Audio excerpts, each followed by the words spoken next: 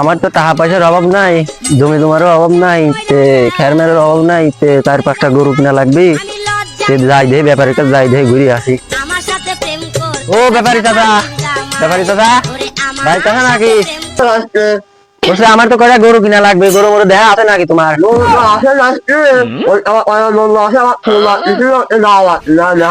চলো দে, যাই দে। আমি দুঃখে মইরা যাই, আমি লজ্জাই মইরা যাই।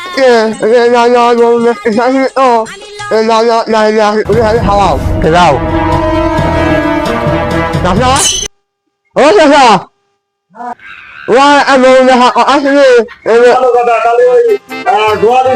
আমার গরু তো খাওয়াটা অনেক ব্যস্ত, এটা কোনটা নিবে? আচ্ছা ঠিক আছে, কোনটা নিবে নাও। আহো।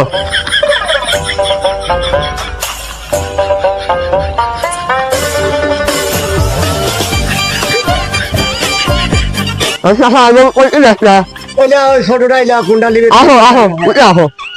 চাচা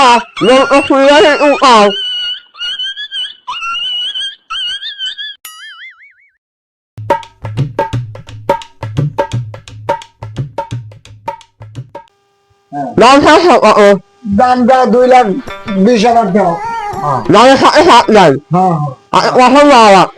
যাই পছন্দ হয় তুমি কও, দাম কম কও। না দুধ ভালো দুধ হয় না।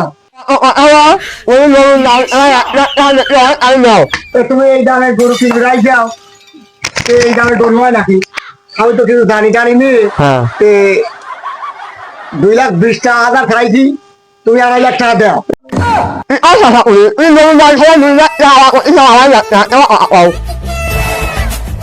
তুমি 1, 2, 3, 4 লাখই দাও। গরু কিনা হয় একবার 1,20,000 কয়, একবার 2.5 লাখ কয়, আবার কেবা কথা একবার 5 লাখ কয়।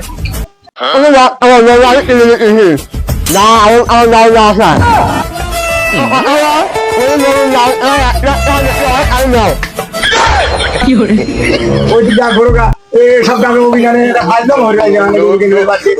তুমি করে আর যাও কার বাইক নেই যাবে, আবল তাবল কথা কয়। বাড়ির সাথে তুমি কি কও? হ্যাঁ, আমার এই গরুটার উলান দেখছো? হ্যাঁ, 15-8 গুণ দুধ হবি, তুমি 5 লাখ টাকা দাম দিবে চাও না? বাচ্চা বেনানা লাও না, আর তোমার বাড়ি এলাকা কুড়ি মুড়ি পশুকে